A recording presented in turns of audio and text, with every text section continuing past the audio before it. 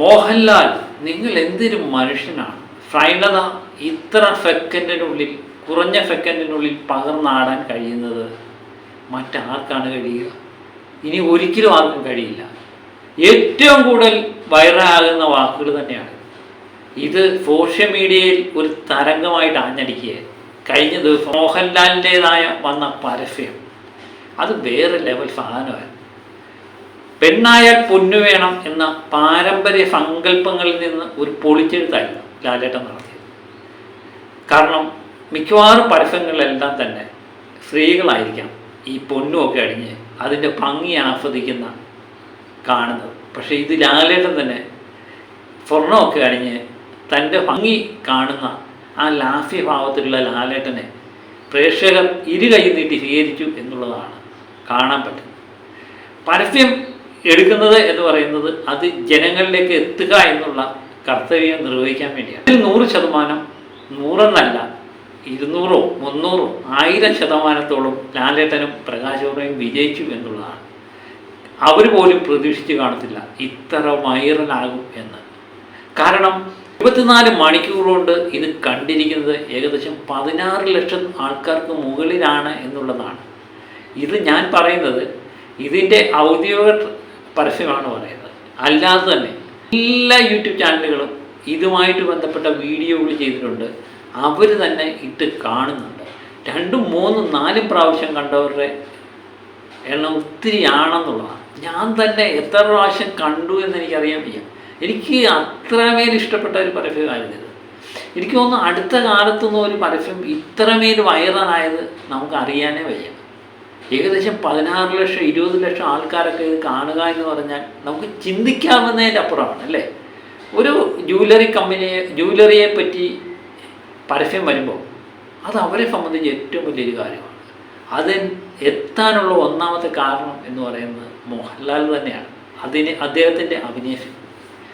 തുടരെ എന്ന ചിത്രത്തിന് മുമ്പ് വരെ ലാലേട്ടൻ്റെ അഭിനയം നഷ്ടപ്പെട്ടു. ലാലേട്ടൻ്റെ കണ്ണുകളിൽ ഭാവം വരിയില്ല, കൈകളിൽ ഭാവം വരില്ല ഒക്കെ പറഞ്ഞ കുറച്ച് വിമർശകരുണ്ടായിരുന്നു. അവരൊക്കെ എവിടെ പോയി ഒളിച്ചു എന്നെനിക്കറിയില്ല. തുടരും സിനിമയിലെ ആ ബാത്റൂം സീൻ ലാലേട്ടൻ ഞെട്ടിപ്പിക്കുന്ന നമ്മൾ കണ്ടു. അതിനുശേഷം മറ്റൊരു പകർന്നാട്ടമാണ് ഇപ്പോൾ ഈ പരസ്യത്തിലൂടെ നമുക്ക് കാണാൻ പറ്റുന്നത്. എന്താ ഭാവം അല്ലേ! ഇതുപോലെ അഭിനയിക്കാൻ വേറെ ആർക്കാണ് കഴിയുക എന്നുള്ളതാണ് ഒരു ചോദ്യചിഹ്നമായി നമ്മൾ ഉയർത്തുന്നത്. ആർക്കും കഴിയില്ല. അന്ന് കമൻറ്റുകളിൽ കൂടുതലായിട്ട് പറയുന്നത് എന്തൊരു മനുഷ്യനാണ്, എന്തൊരു ചേരാണ് ഈ മനുഷ്യനെ കാണാൻ, എന്തൊരു ക്യാരക്ടർ ചേഞ്ചാണ്, ഇങ്ങനൊരു അത്ഭുതം മനുഷ്യൻ തന്നെയാണ്, ഇങ്ങനെയല്ലാതെ വേറെ ആർക്കത് ചെയ്യാൻ പറ്റും എന്നാണ് പലരും ചോദിക്കുന്നത്. നമ്മുടെ സിനിമാ രംഗത്തെ പ്രമുഖ താരങ്ങളും എല്ലാവരും ഈ ലാലേട്ടനെ പുകഴ്ത്തിക്കൊണ്ട് രംഗത്ത് വന്നു എന്നുള്ളതാണ് ഏറ്റവും കൗതുകകരമായ കാര്യം. ഇന്ത്യയിലെ തന്നെ പ്രസിദ്ധ നടിയായ ഖുഷ്ബു തന്നെ പറഞ്ഞത് എന്ത് മനോഹരമായ പരസ്യം, ഇത് ചെയ്യാൻ ചെറിയ ധൈര്യമൊന്നും പോരാ, നമ്മുടെ പവർ ഹൗസായ ലാലേട്ടനല്ലാതെ വേറെ ആർക്കും ഇത് ചെയ്യാൻ പറ്റില്ല എന്നാണ് ഖുഷ്ബു പറഞ്ഞത്.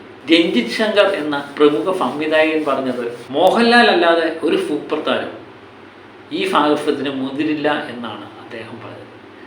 അനൂപ് മേനോൻ, അങ്ങനെ പ്രമുഖരായ പലരും ഇതിനെപ്പറ്റി അഭിപ്രായം വിട്ടിട്ടുണ്ട്. ലാലേട്ടനല്ലാതെ വേർക്കാർക്ക് ഇത് ചെയ്യാൻ പറ്റും, അല്ലാതെ പാരമ്പര്യ സങ്കല്പങ്ങളെ പൊളിച്ചെഴുതാൻ ലാലേട്ടനല്ലാതെ മറ്റേത് സൂപ്പർ സ്റ്റാറിന് കഴിയും എന്ന് തന്നെയാണ് കേരളം ഇന്നലെ ചർച്ച ചെയ്ത വിഷയം. കാരണം പ്രമുഖ മാധ്യമങ്ങളിലെല്ലാം ഇതൊരു ചർച്ചാ വിഷയമായി ഇപ്പോഴും കൊണ്ടാടുന്നുണ്ട് എന്നുള്ളതാണ്. ലാലേട്ടൻ എന്ന് പറയുന്നത് മലയാളത്തിൻ്റെ സ്വകാര്യ അഹങ്കാരമാണ്. ലാലേട്ടൻ എന്ന് പറയുന്നത് ഓരോ മനുഷ്യൻ്റെയും, എനിക്ക് തോന്നുന്നു കേരളത്തിലെ ഉള്ള ഓരോ വ്യക്തികളുടെയും ഉള്ളിൽ നിൽക്കുന്ന ഒരു എന്താ പറയുന്നത്, ഒരു വിഗ്രഹം പോലെ ഉടയാതെ ഇപ്പോഴും കാത്തു സൂക്ഷിക്കുന്ന അഭിനയ കലയുടെ തമ്പുരാനാണ്. ആ ലാലേട്ടൻ ഇങ്ങനെ ഒരു പകർന്നാട്ടം നടത്തിയപ്പോൾ നമ്മൾ പോലും പ്രതീക്ഷിച്ചില്ല. ആ പരസ്യം ശ്രദ്ധിച്ചു കഴിഞ്ഞാൽ ലാലേട്ടൻ്റെ ഭാവങ്ങളിൽ വിരിയുന്ന മാറ്റം അപ്പോഴും നമ്മൾ ചോദിക്കും, എന്തൊരു മനുഷ്യനായി അല്ലേ, എത്ര പെട്ടെന്ന് ആ ഭാവം മാറി മാറി വരുന്നത്. പല സംവിധായകരും നടന്മാരും ഒക്കെ പറഞ്ഞിട്ടുണ്ട്, ലാലേട്ടൻ സീരിയസ് ആയിട്ട് സംസാരിച്ചുകൊണ്ടിരിക്കുന്ന ഇടയ്ക്കാണ് പോയി സെൻറ്റിമെൻറ്റ്സ് രംഗങ്ങൾ അവതരിപ്പിക്കുന്ന അദ്ദേഹത്തിൻ്റെ കണ്ണ് നിറയുന്നത്. അദ്ദേഹത്തിന് ഇതെങ്ങനെ കഴിയുന്നു എന്ന് അവർ അത്ഭുതം കൂറാണ്. അതുപോലെയുള്ളൊരു ഭാവ പ്രകടനമാണ് ഈ 1 മിനിറ്റിനുള്ളിൽ സംഭവിച്ചു പോയത്. എത്രയോ ഭാവങ്ങളാണ് മുഖത്ത് വിരിഞ്ഞത്. അതുപോലെ തന്നെ പ്രകാശ് വർമ്മയുടെ കഥാപാത്രം വന്ന് ലാലേട്ടൻ ആഭരണം അണിഞ്ഞു നിൽക്കുമ്പോൾ ലാലേട്ടൻ്റെ മുഖത്ത് വിരിയുന്ന എന്താ പറയുന്നത്, എന്താ ഞാൻ പറയുക എന്ന് എനിക്കറിയില്ല. അത്രയ്ക്കും മനോഹരമായി. ഇനി ഒരു പക്ഷേ ലാലേട്ടൻ ഇതുപോലൊരു കഥാപാത്രം ചെയ്യാൻ പ്ലാൻ ഇടുന്നുണ്ടോ എന്നുള്ളൊരു ചിലർ സംശയം പ്രകടിപ്പിച്ചിട്ടുണ്ട്. പ്രകാശ് വർമ്മ എന്ന് പറയുന്ന സംവിധായകനെ സംബന്ധിച്ച്, പരസ്യ സംവിധായകനെ സംബന്ധിച്ച് നേരത്തെ തന്നെ അദ്ദേഹത്തിൻ്റെ പരസ്യങ്ങൾ മൊത്തം വൈറലായിട്ടുള്ളതാണ്. കാരണം ഹച്ച് എന്ന് പറയുന്ന ഒരു, ഇപ്പം വോഡഫോണാണ്, ഹച്ച് എന്ന് പറയുന്ന അതിൻ്റെ പരസ്യം തന്നെ 2 പട്ടികളുടെ പരസ്യമായിരുന്നു. അന്ന് പാരമ്പര്യ സങ്കല്പങ്ങളിൽ നിന്ന് മാറിയാണ് അത് ചിന്തിച്ചത്. മൃഗങ്ങൾ ഒരു ടെലിഫോണിൻ്റെ പരസ്യത്തിലൊക്കെ വന്നു കഴിഞ്ഞാൽ എങ്ങനെ എടുക്കുമെന്ന് ആൾക്കാർക്ക് അറിയാൻ വയ്യാത്ത സമയത്തായിരുന്നു ഹച്ചിൻ്റെ പരസ്യം പട്ടിയുമായിട്ട് അദ്ദേഹം വരുന്നത്. അത് തന്നെ അദ്ദേഹം മാറ്റി എഴുതി. അങ്ങനെ എത്രയോ സങ്കല്പങ്ങളെ മാറ്റി എഴുതിയ ഒരു സംവിധായകനാണ് പ്രകാശ് വർമ്മ. പക്ഷേ പ്രകാശ് വർമ്മ എന്ന് പറയുന്ന സംവിധായകനാണ് ഇതെല്ലാം ചെയ്തത് എന്ന് നമ്മൾ അറിയുന്നത് അദ്ദേഹം ജോർജ് സാറായിട്ട് തുടരും എന്ന ചിത്രത്തിൽ എത്തിയതിന് ശേഷമാണ്. ഈ മനുഷ്യൻ ഇന്നും ലാലേട്ടനും കൂടി ചേർന്ന് ഒരു പുതിയ സിനിമ സംവിധാനം ചെയ്താൽ എങ്ങനെയുണ്ട്? പാരമ്പര്യ സങ്കല്പങ്ങളെല്ലാം മാറ്റി എഴുതി ഒരു സൂപ്പർ താരം ഇങ്ങനെ വേണം എന്ന് ചിന്തിക്കുന്നതിനപ്പുറം ഒരു സിനിമ പൊളിക്കുമായിരിക്കില്ലേ? ഏതായാലും ലാലേട്ടൻ രണ്ടും കൽപ്പിച്ച് തന്നെയാണ് എന്നുള്ളത് ഏകദേശം മാറി. കാരണം തൻ്റെ ഇമേജ് കോൺഷ്യസ് അല്ല ലാലേട്ടൻ ഇപ്പോൾ.